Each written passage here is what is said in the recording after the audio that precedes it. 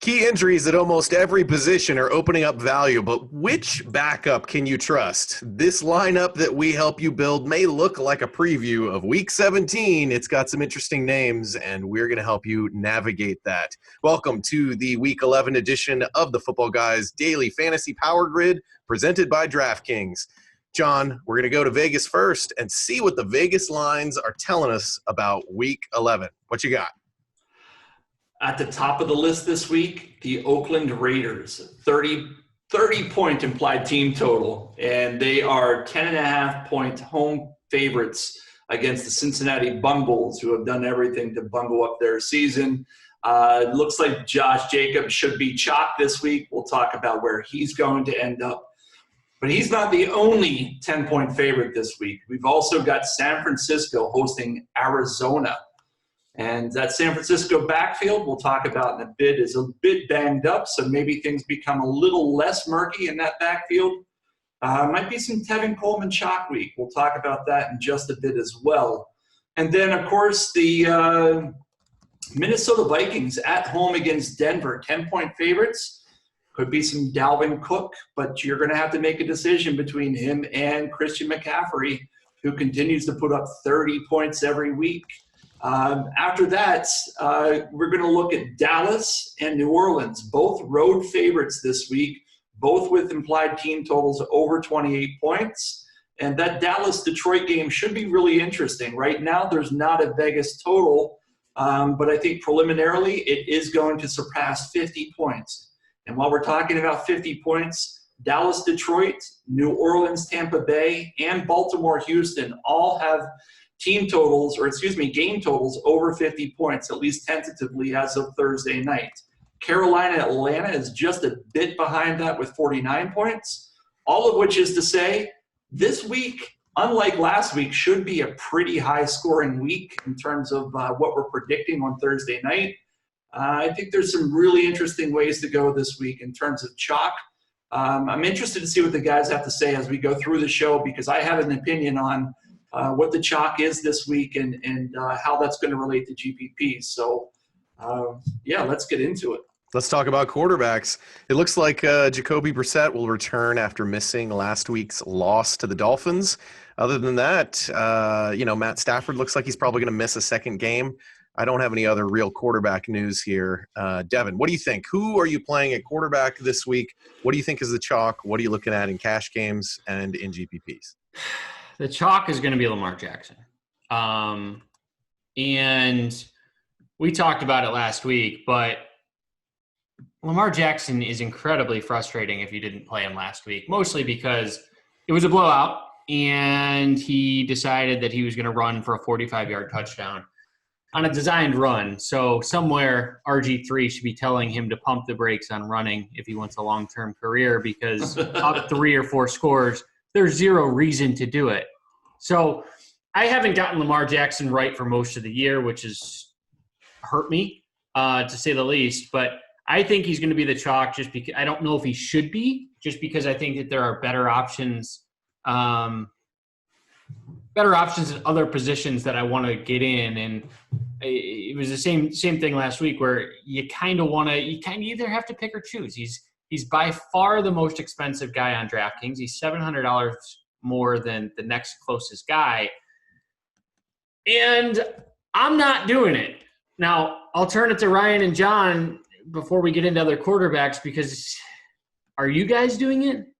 What do you think, Ryan? Are you paying up for Lamar Jackson or are you spending those dollars at other positions?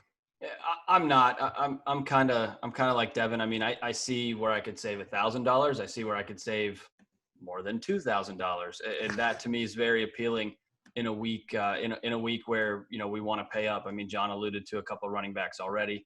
We'll talk about Michael Thomas later, who's very, very priced up. So anytime you're getting into the high 9s and north of 10K, it's very hard to put even one of those guys in with one of the higher priced quarterbacks.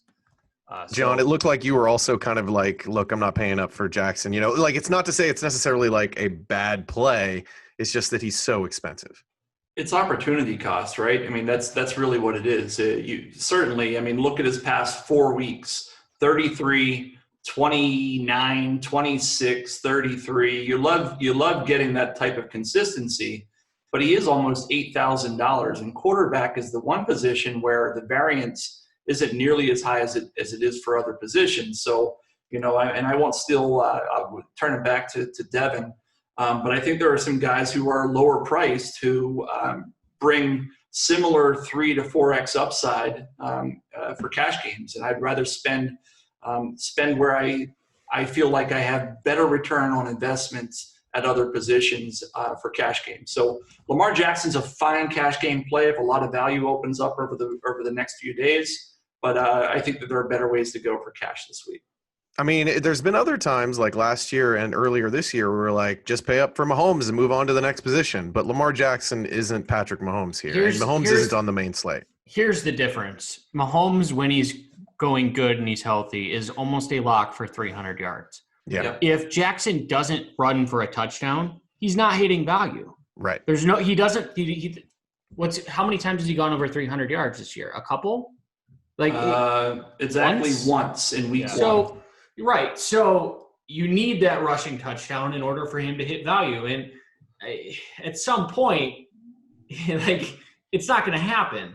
He's got 5 rushing touchdowns over the past 4 weeks, which recency bias is going to have people putting him in lineups again. But to your point, he's thrown for no more than 236 yards over that period of time, and he's averaging a half touchdown per game passing. So I completely agree with you, Devin, and God knows that doesn't happen very often. That power's about to go off again. But I think you're on to something here in terms of cash games. I think he's probably a fade this week, despite what our projections say. Yeah.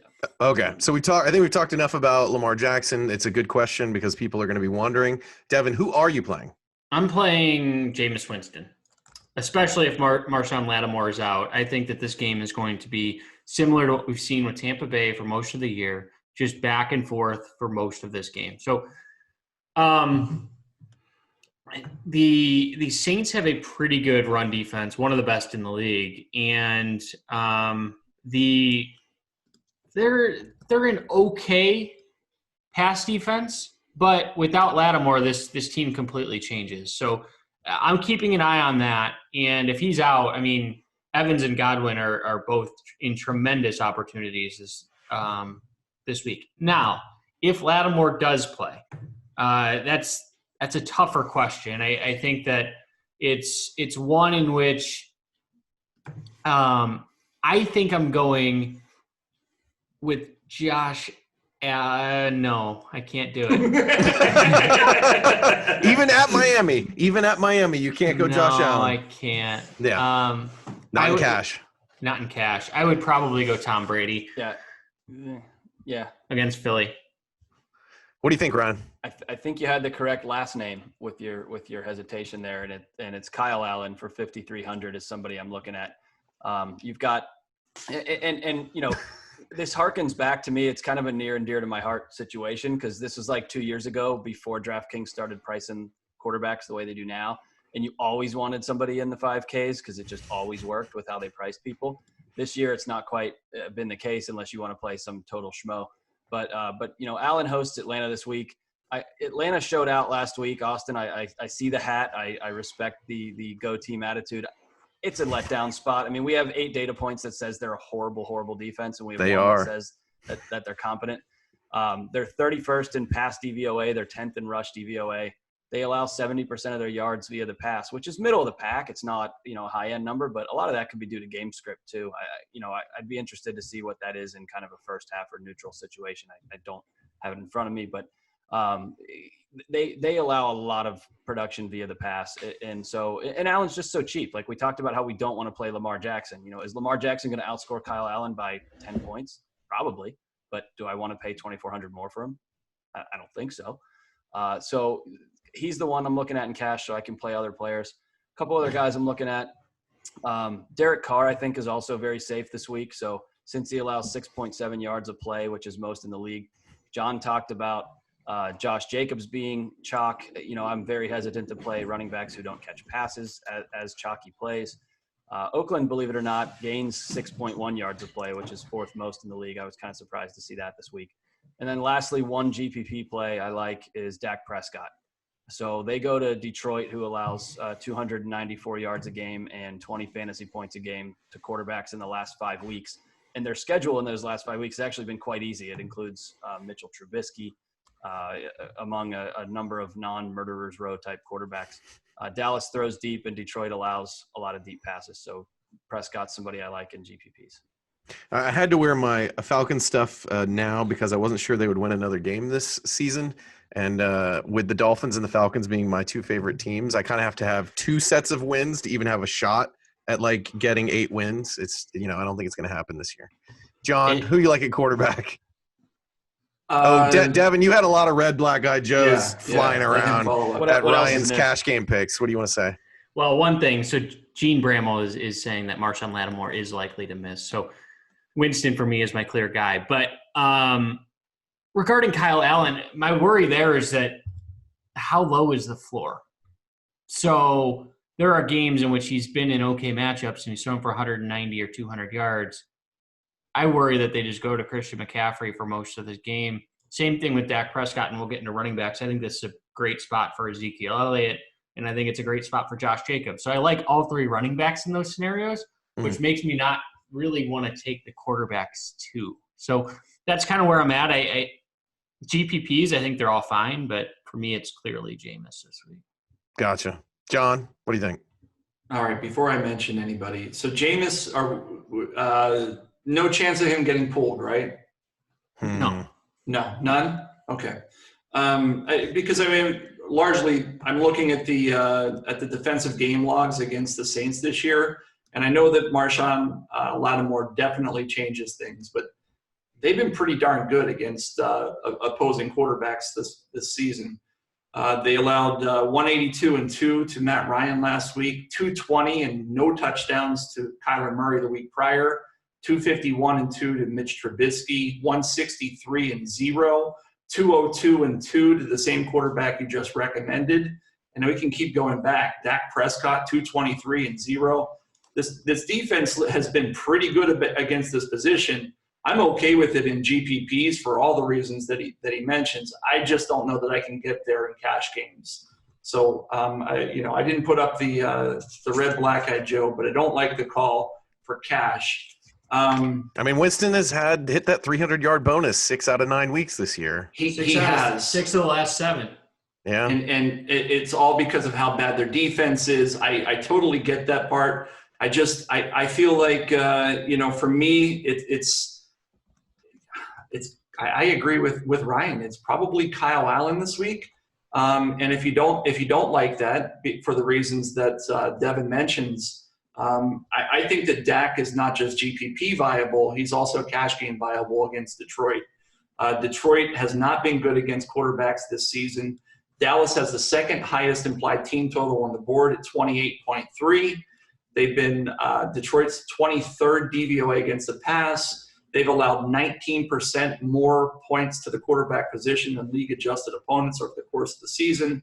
A lot of things point positively against positively towards Dak Prescott this week. And he's 6,700. It's $1,000 savings from the aforementioned Lamar Jackson. I think the biggest question that people are going to ask, so we have to talk about it, is Jeff Driscoll at 4,600, is he cash game viable? No. I think I know what your answers are going to be, but you guys typically answer the same way to these types of quarterbacks. Last week, I think he was GPP viable, and I wrote him up as a deep long shot in my cash game article if you really wanted to punt on somebody, but I can't do it this week. He's going against a pass funnel defense, right? Oakland's been really good against the run for most of the year. Dallas. They're playing Dallas. My apologies. He's going against Dallas in a game that's got an implied team total of 52 points, implied game total of 52 points, and they've got a lot of questions in the backfield. I don't know, 4,600. I think that if you want to go heavy at other positions, you want to load up on guys like Dalvin Cook, CMC, potentially Michael Thomas. I don't know you can get all three of those guys in the same lineup, but it's an interesting take, and I think it's one that folks will be asking as they build lineups over the weekend. I think that once Vegas solidifies on these lines, I think that total is going to come down, and I think that the Dallas spread, they're going to be more favored as this goes along. It seems to be inching in the wrong direction to support Detroit QB play, in my mind. That potentially helps him, though, right? Game script, they won't be handing the ball off. I don't know. I always say on the show, check out my article on Saturday because that's where I'll land. But as of tonight, I would say he probably is a cash game play. And I would say you're crazy.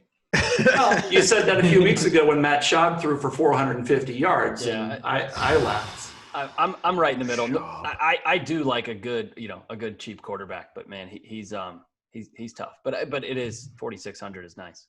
We didn't mention Deshaun Watson or Drew Brees here. Drew Brees has a great matchup against Tampa Bay. I think either one of these guys you're looking at for GPPs, but are any of these guys on your cash game radar at all? No. Not cash. I mean, Brees is too expensive to the point where he's going to throw 300 yards probably. But if I'm on FanDuel, I'm spending 500 more on. I'm going all the way up. So yeah, it's tough. I'll find the extra 800 for Jackson. And look, if you want to play Jackson, I'm not going to tell you not to. I'm just not doing it. I think you already did. No. I just said you're relying on a rushing touchdown. And if he gets one, guess what? All those people that didn't play Jackson are probably going to lose. But I'm banking on the other players in my lineup to offset the high ceiling of Jackson. And speaking of those other players, let's take a look at some of those running backs because I think that's where you're going to find value. Does not look like Devonta Freeman is going to play this week. That could open up an opportunity for Brian Hill. We've got Matt Breida looking very doubtful. Did not practice Thursday. Gene thinks he's going to play. Really? Yeah. All right. He didn't practice on Thursday, so we'll see how that pans out. But if he doesn't, that could mean more volume for Tevin Coleman. And then maybe this isn't – Gene says doubtful unless he practices Friday. I got you. Okay. And then Ty Johnson, this isn't quite as big a name as his other two, but he is right on the edge of getting out of the concussion protocol, which could make someone like J.D. McKissick an interesting play. Who knows? So let's talk running backs. Ryan, I'm going to come to you first on running backs. Who do you like? Who you fading?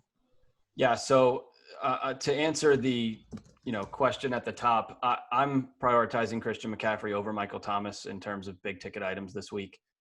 Just again, and I know that includes liking Kyle Allen as well. But I think there's room for both of those guys in the lineup, and you absorb a team with a high total and kind of hope to get a little piece of everything.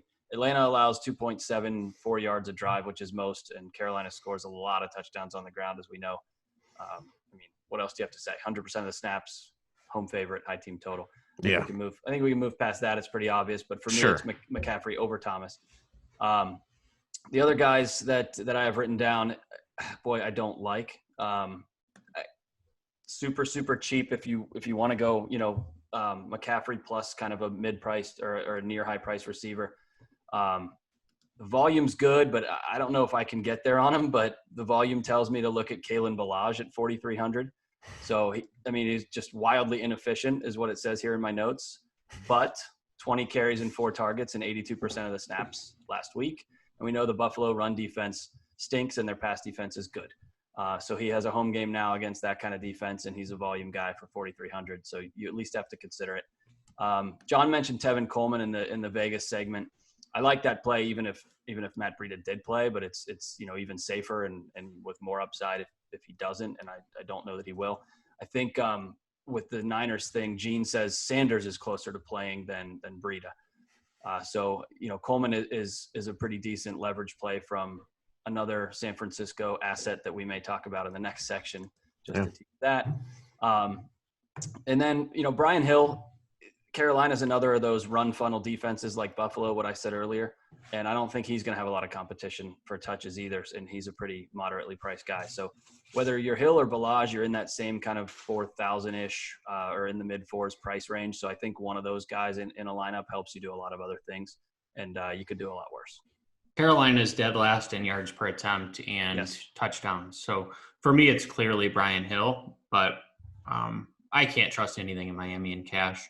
There's no way. I know. It's hard to get there, too. It's just it profiles well, but it is still Kalen Balaj and Miami. Yeah, I don't blame you. John, what do you think about running backs?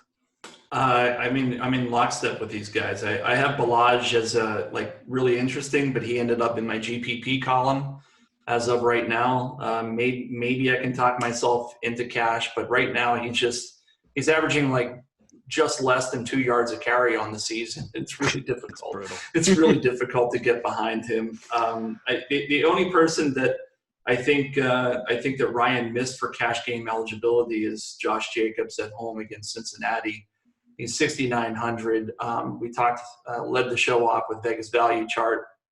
This is a team that loves to feed their running back when they're winning. And when they've done that, he's consistently seen 20-plus touches. He's scored 3 touchdowns in the past 2 weeks, and he continues to get, looking at his game logs right now, 19, 29, 24, 17, 28, 19 over the past 6 weeks. I'm happy to pay that sub 7K price for him in cash games as a large home favorite against Cincinnati, who ranks 29th DVOA rush, allowing 26% more production to the running back than league-adjusted opponents.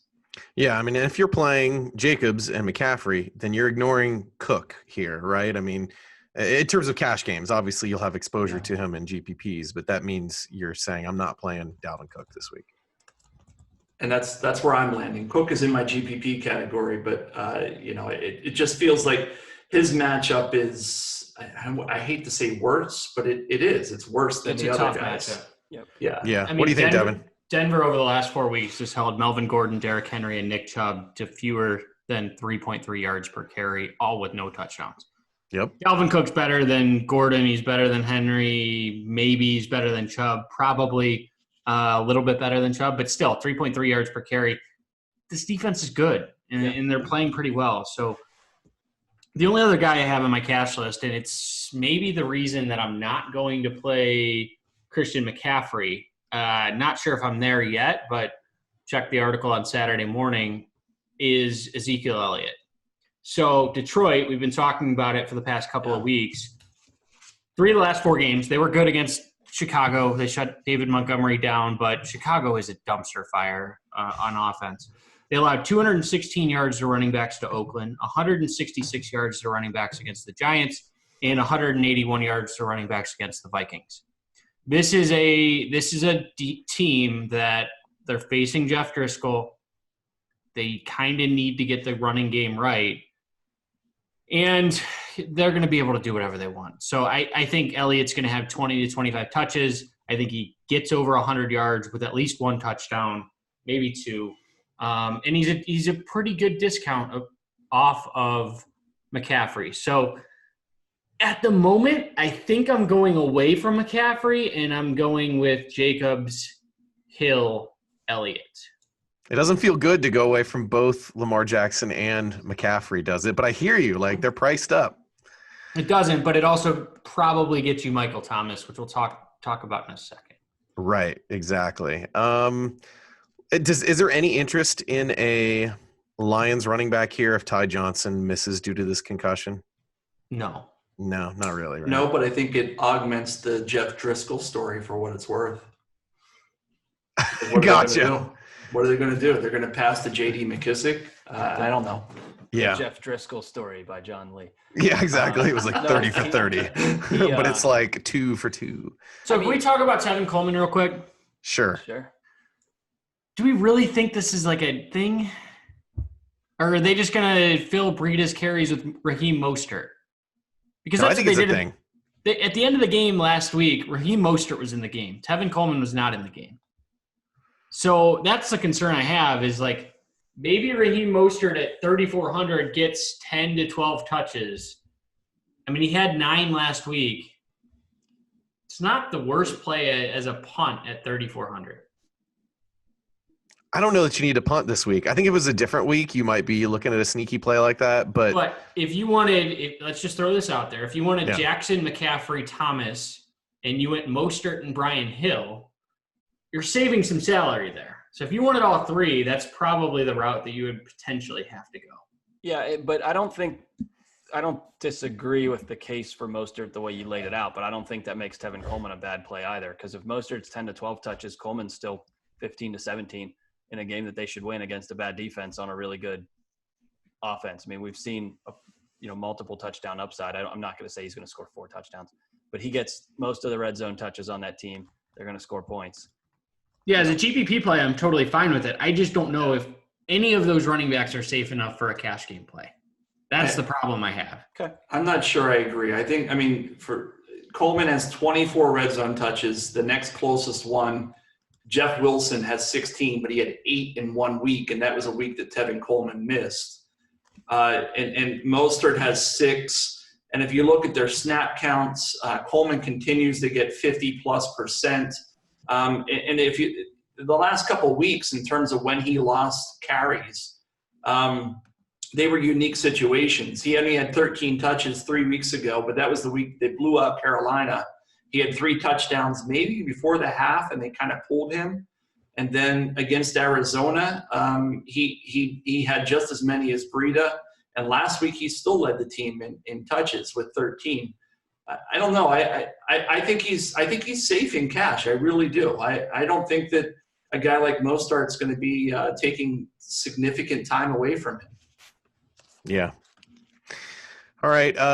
Please subscribe, hit that little bell, give us a thumbs up, and let's talk about some receivers. We mentioned it earlier. Emmanuel Sanders looks like he may not go this week, but it's still up in the air. He didn't practice Thursday. Keep an eye on that. Just play Deebo Samuel if he's out. Let's just get that out of the way. Yeah, Deebo Samuel seems like the play. I mean, and there's also the issue of George Kittle being out as well. So they're kind of banged up in general. That's why Deebo Samuel is going to be a popular play this week. Alshon Jeffrey is looking unlikely, also didn't practice Thursday. And there's a small chance that Will Fuller could return after missing 2 games, but I'm not convinced. We'll keep an eye on that one. John, we'll come to you first for wide receivers. We've talked about Michael Thomas a little bit about Deebo Samuel. Where are you landing? Did you almost say Greg Kittle and pull John Lee? No. Asking. No, John, you mispronounce guys. That's your thing. My thing is to say completely the wrong name. No, I have at one point in time referred to Hunter Henry as Henry Hunter. So just know that. Not surprising. No, it's not. It's not. It's definitely not. That's better than referring to CJ Procise as CJ Primrose. Carry on. All right. Sam Darnold. Cash games this week, mid-range receivers for me. It's 2 guys that continue to go up, to continue to be on this list pretty much every week. DJ Moore against Atlanta at 5,900. Yep. Cortland Sutton going against Minnesota at 6,000. I think that they become focal points of their offenses for a number of reasons, and they're affordable given some of the guys we talked about at the running back position. The other guy that's on my list, and I'll let you guys talk about whether or not Michael Thomas is worth paying almost $10,000 for. I'm hedging on the side of no, but I think I would hear a counter argument to that. But Auden Tate against Oakland at 4,200, the guy continues to get heavily targeted, and Oakland, we've already talked about how they have this pass funnel defense, and Cincinnati is a big underdog, so I think we'll see a lot of passing there. At 4,200, I'm fine with taking Tate, who just a few weeks ago, let me just make sure I get this right. He's coming off, this is his past, call it a month. 6 targets, 13 targets, 6 targets, 12 targets. 4,200, I'm happy to do that because he's averaging about 9 targets a game over that span. Yeah. Devin, what do you think of those picks? And do you have any Atlanta receivers on your list potentially with Austin Hooper being out? I really don't like Auden Tate, but Ryan Finley's a terrible quarterback, and maybe John thinks that Jeff Driscoll is still their quarterback. But the Driscoll Tate would be an awesome stack. I'm just kidding. Go ahead. Finley is atrocious, which is why they ran the ball 30 times down by 30 points last week with Joe Mixon. Mohamed Sanu is interesting at 5,100. He had 14 targets last week. Coming off a bye, he's going to continue to get more and more involved in this offense, and he's only 5,100. So 14 targets for 5,100, and they need pass catchers. I mean, they're not going to be able to run the ball. Sony Michel is as terrible as what any of us would be running the ball, and he's going against the Eagles, who have one of the best run defenses in football. So they're going to have to throw the ball. The Eagles have a terrible pass defense. So, I like Sanu and I like Edelman, but Sanu's just cheaper, and, he'll have 10-plus targets this week. So, and then FanDuel specific, John mentioned DJ Moore, but what do DJ Moore and John Brown have to do to get their price raised on FanDuel? What are we doing? Score a touchdown.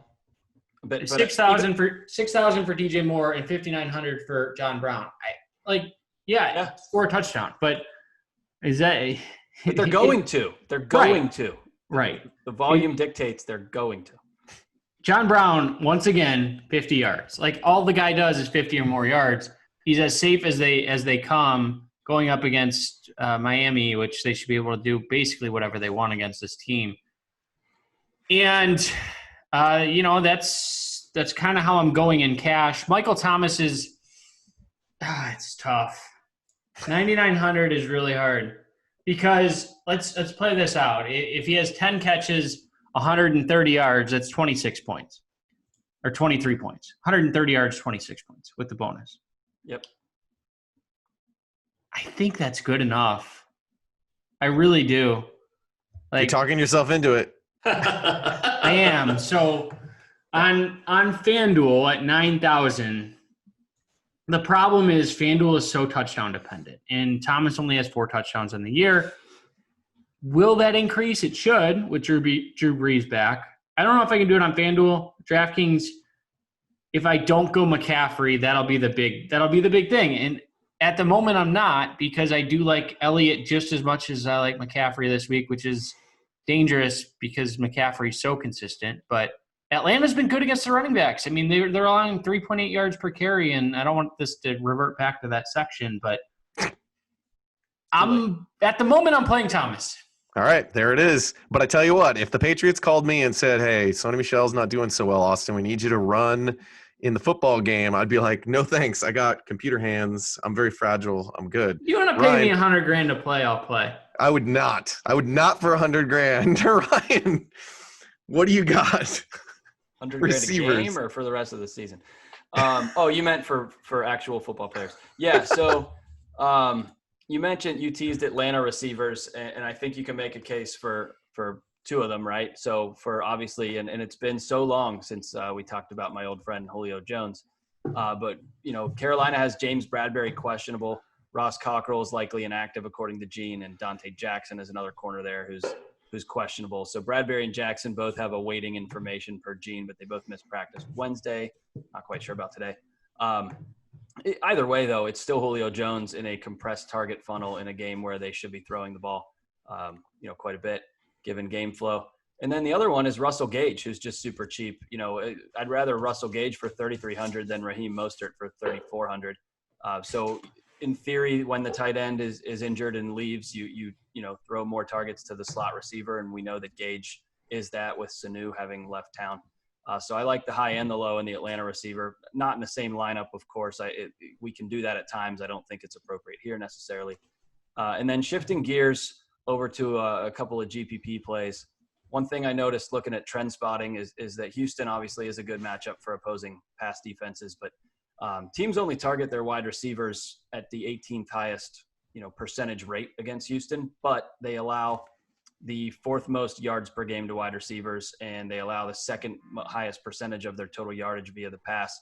So that to me kind of screams efficiency, right? We don't have a high volume, but we have high production, and that aligns with Marquise Brown. So you have a player who doesn't see a ton of targets, comparatively from a raw volume basis, but within that offense, he's one of the guys. That's basically he and Mark Andrews. And I think Brown's the preferred player this week. Very modest price at 5,600, can make your day in pretty much one play. So that's a good GPP play that I like. And just one last one, Michael Gallup. I was debating talking about which Dallas receiver, but from GPP standpoint, I think Gallup, he's cheaper. He's probably going to be lower owned. I referenced the ADOT stats earlier, but Dallas throws the ball 9.9 yards downfield, which is the third highest. Teams against Detroit throw it 10.1 yards downfield, which is the highest in the league. So some deep plays could be happening for Dallas at Detroit this week. Now, John, we haven't really talked a whole lot about Tampa Bay receivers. If Marshawn Lattimore's out, what are we going to do with Mike Evans and Chris Godwin here? You play them. Excellent. Moving on. No, but if you had to pick one. I really like I'm a sucker for Mike Evans because of his size, general athleticism. I mean, that's not to poo-poo Chris Godwin for what it's worth. I just think that Evans is a superior high upside receiver. And so if I have to pick one, that's the guy I'm going with. But it's probably a close call. I would be disingenuous if I implied it wasn't. Yeah. I want to quickly touch on a couple guys. Sure. I think John Brown, Devin's call in cash. He and I think the viewers probably know this, but I play a lot more on full PPR sites like Fantasy Draft and DraftKings, and he plays more in FanDuel. I don't think John Brown is viable in cash at 6,400 on DraftKings, but I do think he is a solid GPP play for a lot of the reasons that Devin talked about. I agree with you 100%. His price is too high on DraftKings. Okay, so we're aligned there. Other GPP wide receivers. I heard the guys mention Sanu and Edelman. There's another receiver there, and that's Dorsett at 4,200. And I don't think anybody's going to be looking at him because he's not the shiny new toy. He continues to get almost 100% of the snaps, even with Sanu. Here's the problem. N'Keal Harry's back. So that is a question. So we should talk about that. How much do we think he's going to see this week? 30 or 40%. Do we think he gets that much, and is he going to be exclusively on the outside? I mean, he's a speedster, right? So he's not going to play out of the slot. So that's the concern. Yeah, and I think it's a valid concern. The question is how much playing time does he get? So maybe monitor Twitter, beat writers. Who is it? Weiss is the Rice, Mike Rice or something for New England's. Monitor that on Saturday and Sunday to see what kind of playing time N'Keal Harry is going to get. I think that's a great point that he brings up. And then the other two guys on my list here for GPPs, Kendrick Bourne in Arizona, he's the minimum at $3,000. He had 70% of the snaps last week. I think he'll continue to get decent snappage this week against Arizona. And he's not going to be covered by Patrick Peterson, and then Tyler Boyd at Oakland, 5,200. Nobody's going to be talking about him, largely because of what Devin said about Finley. I don't necessarily disagree with that, but there's going to be a lot of volume there to be had, and he is the number one receiver against a defense that hasn't been able to shut down a wide receiver all season. So just some guys to think about that are going to be lower owned. I think it's pretty easy to sit here and talk about some of the more talented receivers in the league, but when we're trying to win these big GPPs, you got to find those diamonds in the rough. So there's a few to think about as we head into the weekend. Yeah, I think the beat reporter you're talking about is Mike Reiss, Reiss. Yeah. So he's the ESPN New England Patriots, beat guy. Deb, what do you got? Is there any value in Nick Foles coming back for the Jaguars? Is he going to go to D.D. Westbrook more? The problem is that the Colts are in a really interesting defense in the sense that they, it's a zone defense where they don't allow big plays. They kind of contain opposing quarterbacks. And I'm speaking from the hip here. I'm going to pull up the game logs. Yeah, I mean, over the past 3 weeks, they faced Fitzpatrick, Rudolph, and Flacco. Maybe that's not a fair comparison, but none of those guys went over 200 yards. But only two quarterbacks on the season threw for 3 touchdowns.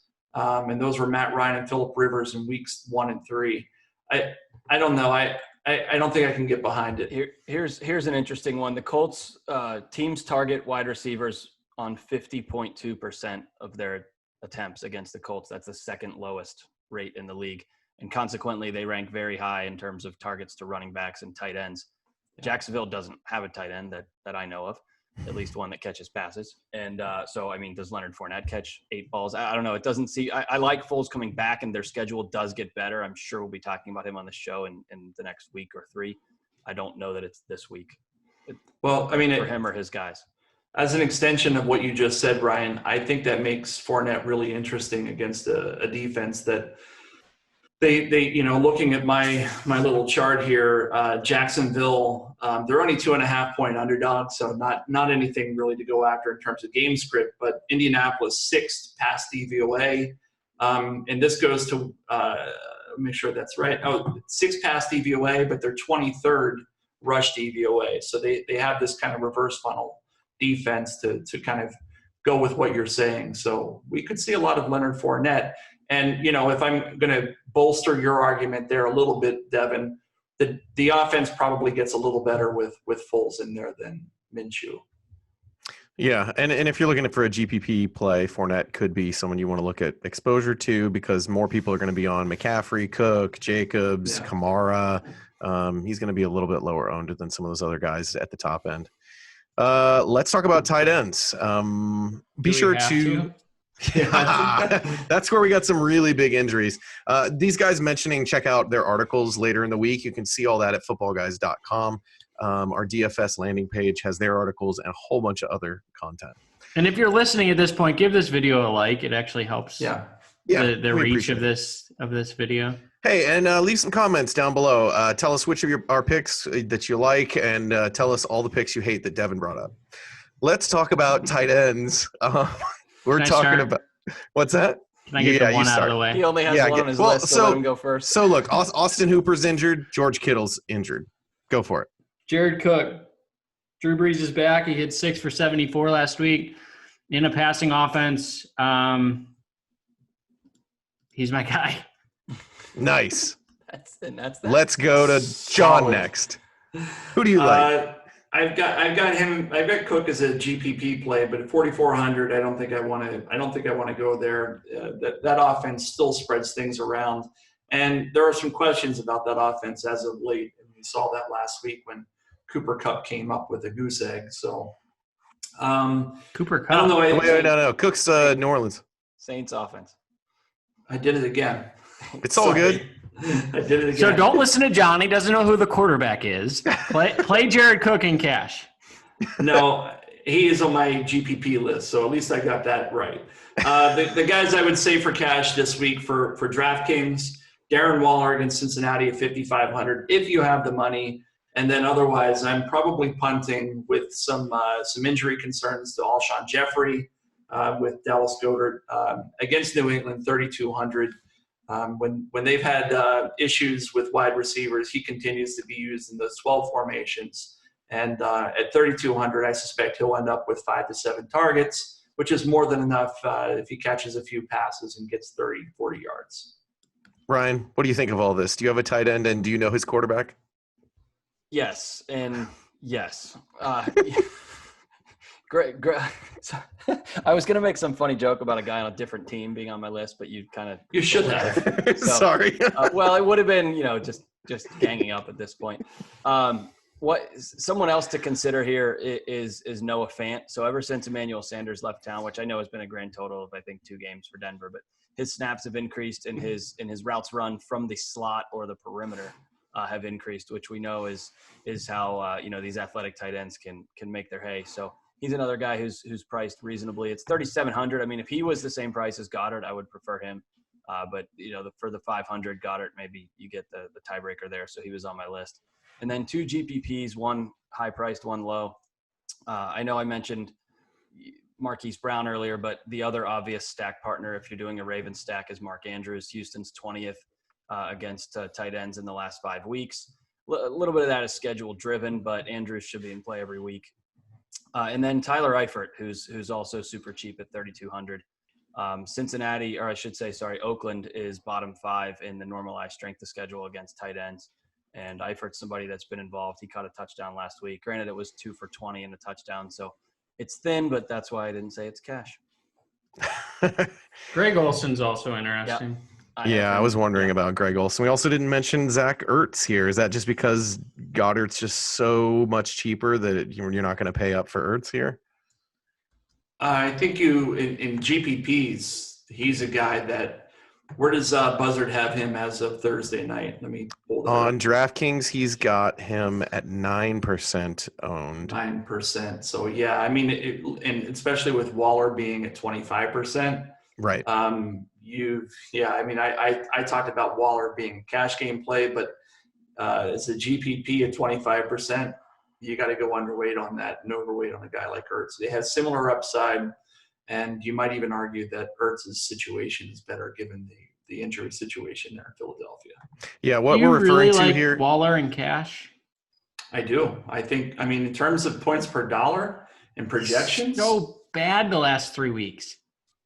He has 7 catches over the last 3 weeks. I'm looking at projections. I mean, that's where cash games for me is all about projection. It's nothing to do with ownership or anything else. What do you have him projected at? What do we have him projected at? 15 points at 5,500 is what Dodds has him. That's wrong. And well, I mean, I'm looking at another place that I respect that I won't advertise. That's right. That's the projection. I think Devin's disputing the projection. I'm saying it. If I'm spending up for 5,500 on this slate with everyone else around, we want to spend money on Thomas and McCaffrey and all these other guys. His floor: Texans 2 for 11, the Lions 2 for 52, the Chargers 3 for 40. Yeah, I mean the Raiders could be up and just run the ball with Josh Jacobs. That's my concern. I'm spending down. I think Cook and Olsen both have as high of a ceiling. I don't know. Well, we're talking about floors here. And Cook, what's his floor? 2 for 11. I mean, we just talked about it. It's the same as Waller.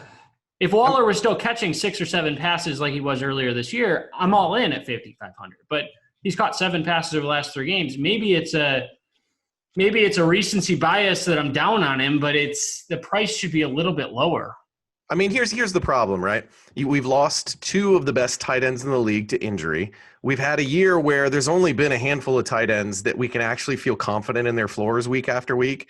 And then Travis Kelce is playing in Monday Night Football, so he's not on the main slate.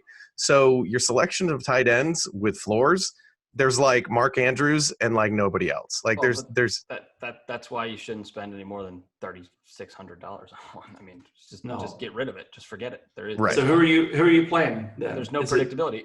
Goddard, or I said 3,600, but Olsen if I can get the 39. I mean that's kind of it. I don't know. The Cook thing, if anybody, you're right. It's recency bias. He has 10 targets last week, and then prior to that, obviously he wasn't playing, but he was averaging 4 targets a game without Drew Brees, which is a big deal. Yeah, it's a big deal. Drew Brees Drew Brees is gone to Jared Cook. Like it's a bigger deal than I think we make of it. Yeah, I'm going to try to pull it up here quickly in terms of the past. Yeah, the problem is that Brees really only played game 1 and then he was hurt. Fair, and that was what Cook's first game with the team. But I agree with Devin's argument. There's a case to be made. I'd like to see it one more week before I say it's good in cash. That's just where I'm right in the middle of you guys again. So over the past month, only 5 tight ends have been targeted, more per game than Darren Waller. I still think that he's cash game viable, even at the price. So we're going to agree to disagree there, brother. That's fine. Yep. Let's talk about defenses. Who would like to talk about defense first? I'll go first, even though I can't talk about the Steelers this show. It's been they're playing currently, and yet you did, ironically not well, but 2 weeks in a row it hit, and I got some disagreements, but it did hit big time. So I'm starting this week with Minnesota. Ideally, I'd like to pay less, but it is difficult. I'm struggling in the 2000s and lower to find something I feel good about.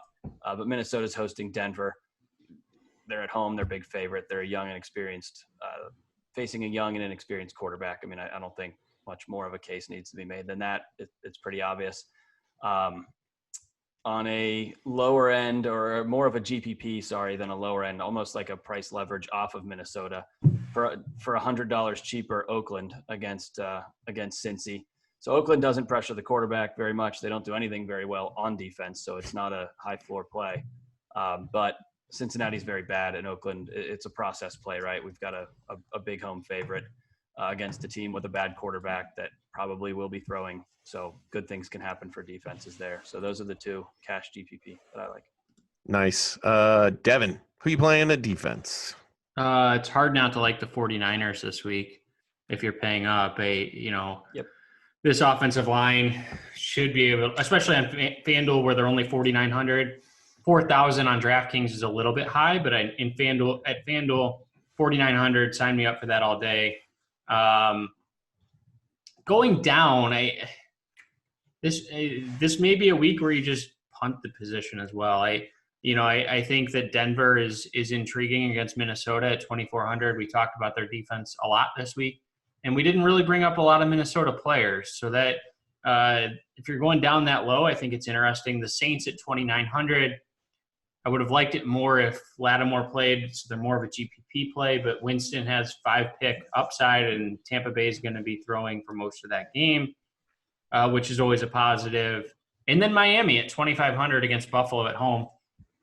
They seem to be reinvigorated. They've won 2 in a row, and Josh Allen is not a great quarterback. So I think I'm going down on DraftKings and spending up on FanDuel. John, what do you think defenses? No strong takes. The guys I think covered most of the ones I was looking at. Minnesota at home against Denver, 3,400. Joe Flacco hasn't done much. Doesn't have a whole lot to work with there. San Francisco, I agree with Devin. He's also out for the year. Yeah, not Flacco. Lord. Allen. That's another Allen. I'm on a roll this evening, and we'll see where that goes. Brandon Allen. Everyone make sure you read John's article this weekend where he'll have all the right players because of he does a lot of research for that article. It's a little bit more of a casual we don't spot have in the to week back for me John. up at this point. It just all takes place after this show. In fairness, it's still the same situation, just a different quarterback, and perhaps a lesser quarterback if we're being quite honest. And then after that, and for what it's worth, I don't have anything else at defense because I don't really research defense that much because I think it's too volatile a position. Defenses have become John's new kickers. They get rid of kickers, and John's like, what's the thing that I'm going to – okay, not defenses. Let's talk about stacks.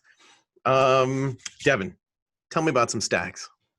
Yeah, a couple of them. So I think at the top, Drew Brees, Michael Thomas. This game should just be a shootout. If you want to run it back with Godwin or Evans, I think that will be a very popular stack.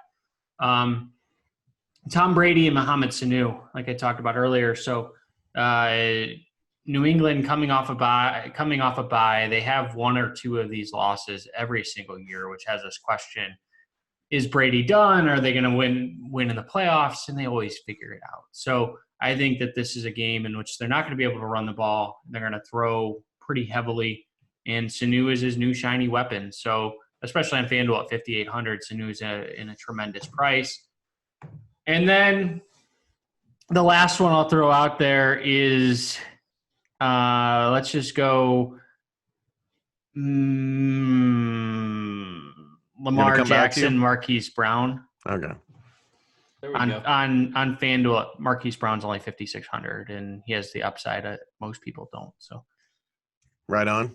What do you think, Ryan? Stacks. Yeah, so I think one that's cash viable, it's not a typical construction, but Kyle Allen and Christian McCaffrey. I'm both of those guys at their respective positions were at or near the top of my personal list. I think you can certainly build a lineup with both of them in it and, have the floor, but also the upside because we know McCaffrey can catch passes. Go in another direction. I do like that game. We mentioned DJ Moore. We did not mention Curtis Samuel, who's another guy who's getting a ton of, air yards and targets and all these kind of predictive numbers that you hear around the industry that are like I said, predictive. He hasn't cashed in on them too much, Curtis Samuel, but he's due. And we said the same thing about DJ Moore. So we have a pretty narrow target concentration there, and two guys that their price hasn't really reflected the opportunity. So long story short, Allen, either or both of his receivers, you can run it back with Julio Jones. We also mentioned Russell Gage earlier. There's just a lot of possibilities there, both expensive and cheap, that I like in that game. And yeah, that's all I had. John, stacks? Cooking up some stacks. I think you can go Drew Brees to Jared Cook tonight. So I wasn't fond of him as a cash game play, but I do think he's an excellent GPP option this week. And certainly I think you can roll that entire team in terms of a stack. You can go with Kamara, who kind of disappointed folks last week, and we'll see where he ends up in terms of ownership this week. Let me see. Kamara, pretty high. He's high now. He is pretty high right now. We'll see where that ends up. I suspect our Thursday night projections are a bit high on him. But I think you can run a running back and a wide receiver, a tight end there in New Orleans this week. The other Cook is Dalvin Cook. I think you guys mentioned it earlier. It might have even been you, Austin, who said, we're not going to see a whole lot of Dalvin Cook this week because CMC is going to be so popular and folks aren't going to be able to pay up for both. They make a decision. I'll go with the guy who's been more consistent. And I think Dalvin Cook, you combine him with the Vikings defense for some of the reasons that I tried to reference in the previous segment. That's a nice stack that's correlated with one another. The two other stacks I have that are, I try to do ones that aren't always as obvious. Josh Allen and John Brown, but I think you can even roll that with Isaiah McKenzie as well. He's a guy that not a lot of people are talking about, who's been seeing a lot more action over the past few weeks. After the Zay Jones trade to the Oakland Raiders.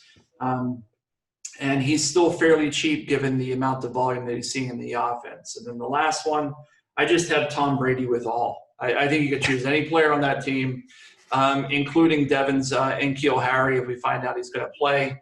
But you really legitimately can pair him up with James White, anybody who catches the ball, Mohamed Sanu, Edelman, Philip Dorsett, because Philadelphia, as the guys talked about earlier in the episode, they just don't defend receivers well, and this is a good spot for Brady and Belichick coming off of a bye week to put some things together. Let's move on to parting thoughts. Ryan, what do you have as the parting words of wisdom or a thought to leave our viewers with? Yeah, so as we get later in the year and we get more and more data, it helps, to figure out what the good matchups are. But, I'd say digging even deeper, look at more recent things. Don't look at 10 weeks of data. Maybe look at the last 5 and separate the first 5 and the last 5 and try to figure out why, certain things happen. And, shout out to you, Austin, for a normalized strength of schedule tool. So what I like to do with that is I compare what the normalized strength of schedule is versus what the raw defense versus position is. Find the teams worse in normalized, and that's kind of where you find your hidden values, right? So for instance, the Dolphins are 26th in normalized and 14th in raw DVP. So they might not look like a great matchup, but normalized says that based on strength of schedule, they're worse. Another one is Cincinnati is 30th normalized. And so, if we're talking Oakland this week, maybe the actionable advice there is maybe Tyrell Williams is your preferred stack and not Darren Waller, because they're worse against receivers than we would think, and everybody might be on Waller, especially after they listen to John. So, that's just a good thing is don't, we have a lot of data, but let's try to, figure out what the most relevant is, especially when, we can develop these 4 and 5 week trends. Yeah, and I think it's important to find the storyline behind it too. Sometimes it's a player that's missed some action. Sometimes it's a change in how they approach their scheming. So I think that's good advice, man. Scheming. I like to say it like that. Devin, what are your parting thoughts? Jordan Howard is interesting, and I didn't mention him earlier as a GPP play.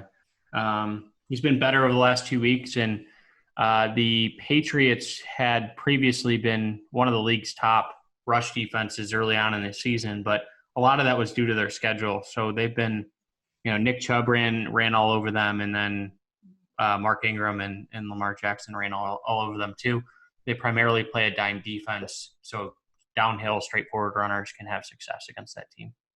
Nice. John, bring it home. I'll bring it home by throwing it out to you guys. So Devin may have forgotten, but he asked Twitter tonight, what questions would they want answered on the Power Grid? So maybe I'll ask a couple questions, maybe 2 or 3 of the questions that were posed, and then we'll close it out after that. And I'll throw it out to you guys. So in single entry 100-man fields, would you go running back or wide receiver in the flex this week? This week, running back. Andrew Griffin. Running back from Devin. I want 3 running backs. Yeah. I mean, it also depends on the payout structure, right? I mean, are we assuming but it's normally top 10 or top 15? And running. Yeah, I'm good with running back there. Yeah, that's where I would generally lean. Jacobs, Elliott, Hill. Not a lot of conviction there, but I do think it's running back this week, Andrew. So hopefully the next one is a bit easier. I'll ask 2 more. Who's the better play? And I'm going to assume this is GPP because otherwise it's pretty obvious. Atlanta wide receiver, Julio Jones or Calvin Ridley in GPPs. This is from Tim Camphouse. I'm looking for the ownership projections here. Russell Gage, you say? Russell Gage. I think you guys know where I'm going with it, and I know he's over 20% projected. Julio's 21%, and Ridley at like 10 on DK. At half, yeah. So I think it's still Julio. I think it's still Julio. And then you said none of the above, Devin. You're going with Gage. I'm going Gage. Door number 3. I'll go with Ridley. So that's kind of a split. We didn't decision. help you. Awesome answers, guys. Way to go. Who's your favorite football guy? That's the answer to that question. And then I'll close it out with Neil Spagna. He is, according to his, he's a husband, a father, a son, and a friend. He says, is John Lee just sandbagging us with all of those name mispronunciations? That's amazing. What would be the master plan of that sandbag? I would ask though. Like, what's the end game there? We're gonna leave that one a mystery. Neil, let me help you out, brother. No, I'm not. I'm just adult. So I'm not sandbagging you at all. But I will tell you, despite some of what happens on Thursday night, on Saturday, I promise you, if you read my article, I have put a lot of effort and a lot of research on Friday night, Saturday morning, and even Saturday afternoon into that. And the names may not sound right, but they'll be spelled right, and the research will be done. So thanks for noticing and watching. I agree. Despite my joke earlier, I do agree with that. Yes, exactly. That's all we got for our show. Thanks for bringing up those questions, John. Good point. Thanks for putting that out to Twitter, Devin. And check out all our content at footballguys.com. We'll be back next Friday morning with our Week 12 episode. On behalf of John Lee, Devin Knotts, and Ryan Hester, I'm Austin Lee saying thank you for watching and thanks for being a football guy.